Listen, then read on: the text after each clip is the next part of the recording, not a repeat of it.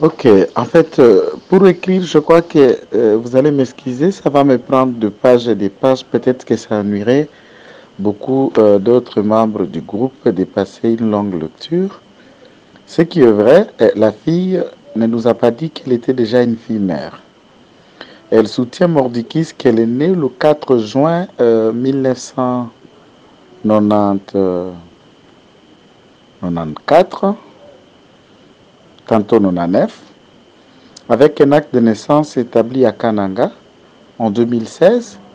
Entre-temps, ni lui, ni elle, ni ses parents, personne n'a habité ou n'a été à Kananga. En tout cas, nous avons examiné cet acte de naissance de faute en combre et ça sort aux yeux que c'est un faux. Et plus tard, pendant que nous avons évolué avec le dossier, on a découvert qu'elle était mère d'un garçon de 6 ans maintenant, Billy, qui marche, auquel on fait passer ce garçon pour être son frère cadet. À notre cabinet, moi et Maître Jimmy Ngalassi, notamment Francis Kalombo également, nous avons reçu la visite du vrai père de Billy qui nous a brandi des photos et des documents démontrant qu'elle et Eliane ont y cohabité dans la même maison pendant 2 ans et qu'Eliane serait âgée de 26 ans. Elle nous a montré un certain nombre d'éléments. Par contre, Eliane ne nous a jamais brandi ne serait-ce une photo encinglée de Moïse Mbia ou un élément le compromettant. Nous nous sommes accrochés sur une seule preuve majeure, celui de Maître Timbalanga, Maître Timbalanga qui est sur le boulevard à côté de BGFI Bank, qui est un avocat de Eric du groupe Nouvelle Télévision, mais également avocat de Moïse. Et alors, c'est cet avocat qui, avant que l'action commence en justice, négocie pour le compte de Moïse. Et dans cette négociation, il voulait à ce que la fille ne mène pas les actions judiciaires. En échange, on va lui donner quelque chose, il faut un protocole d'accord, il faut arranger à l'amiable.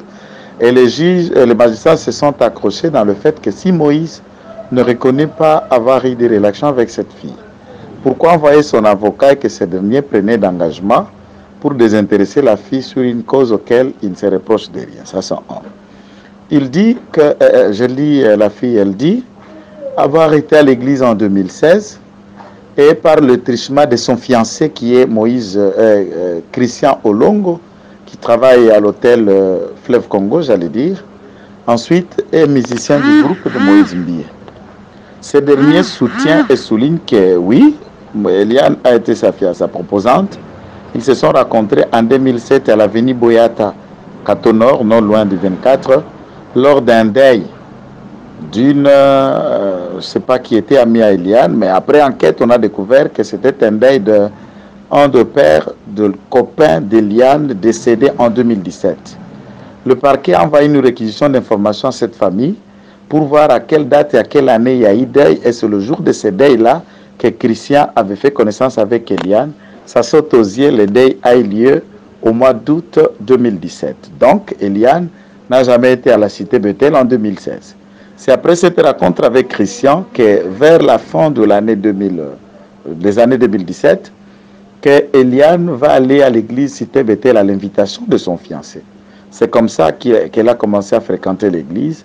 On l'a intégrée dans l'équipe de la rédaction du pasteur, ensuite l'équipe du service de la rédaction de ses livres et de ses prédications qui étaient traduits en bouquins, soit en CD, vidéo ou CD audio auquel on disposait pour l'intérêt de tous les membres de l'Église. Donc ça, c'est à peu près ce genre d'éléments. Mireille Mokine, par contre, pour Eliane, soutient que Mireille l'a aidé, l'a drogué et l'avoir conduit à l'hôpital pour aller avorter une grossesse de Moïse Mbie. Sans éléments, sans preuve, Eliane ne se souvient même pas où était cet hôpital, qui étaient ces médecins, là où on l'avait fait avorter, il n'y a aucune trace, aucune preuve.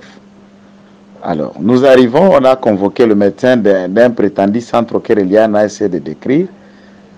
Eliane ne connaît pas ce médecin, ne l'a jamais vu, il n'y avait aucun élément, et le médecin était rentré tout bonnement chez lui à la maison. Vous comprenez un peu, donc, du point de vue de Moïse et Eliane, il n'y a jamais eu de preuve accablant à part un acharnement, un coup, mais aussi l'affaire de Liane, il y a eu beaucoup d'interventions. Les deux interventions qui étaient beaucoup plus capitales, c'est José Makila, qui est venu voir le magistrat instructeur volontiers, démontra des vidéos et des éléments que Liane, avec une de ses amies, Déborah, lui avons arnaqué avec la complicité du général Kassongo, et ce dernier avait déboursé 12 000 $ pour faire taire l'affaire au salon de José Makila.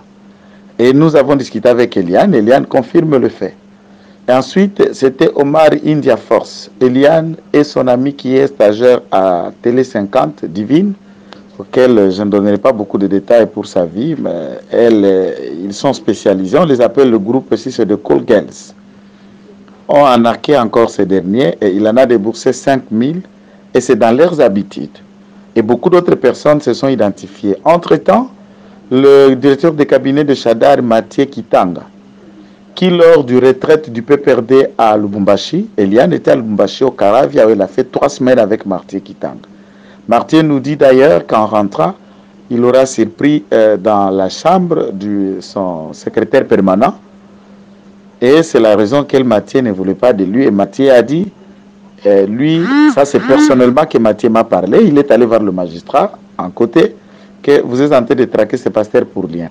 Voilà, cette fille, on a eu à... Elle m'a fait le même coup aux grossesses et autres. Après que je lui ai déboursé l'argent, on l'a laissé. Elle a tenté de faire le même coup à Chadari, ça n'a pas marché. Donc, elle est dans ses œuvres.